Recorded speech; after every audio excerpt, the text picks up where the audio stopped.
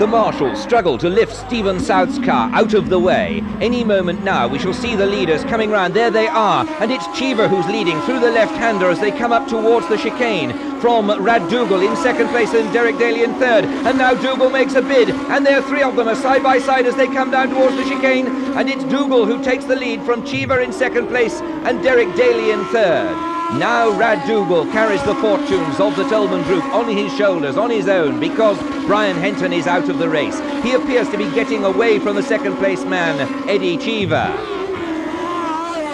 Rad Dougall, leading the Formula 2 race here at Thruxton, goes into the complex. First the right-hander, then the left-hander. A very difficult series of corners here. And there in second place is Marc Surer, the Swiss-born driver, up into second place because Cheever now is dropping back and is in trouble.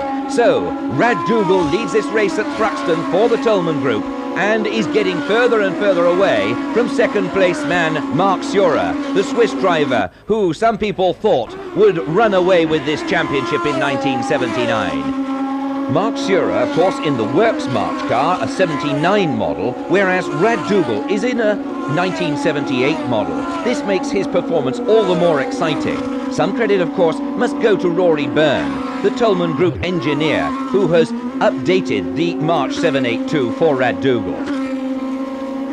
And Eddie Cheever comes into the pits. The man who won the first round at Silverstone comes into the pits, and it looks as though there's smoke pouring from the rear end of his car. I can see one of the marshals stopping him immediately, and Eddie Cheever gets out of the car. A lot of mechanics rush towards the car, and I can see fire extinguishers being let off, and Eddie Cheever is furious. He really is irritated by all that, but nonetheless, the marshals could see fire coming from the rear of the car, and quite properly, right in the entrance to the pit road, felt that they had to put it out immediately. A huge cloud obscures the entrance to the pits, but as the drivers go on round through the chicane and to start the next lap, so you see Rad Dougall starting his last lap. The Toleman Group car putting on a superb performance here at Thruxton today in a March 782, and Rad Dougall, if he can only come round to take the checkered flag, will have pulled off not only a fine win, but he will take the lead in the European Formula 2 Championship of 1979.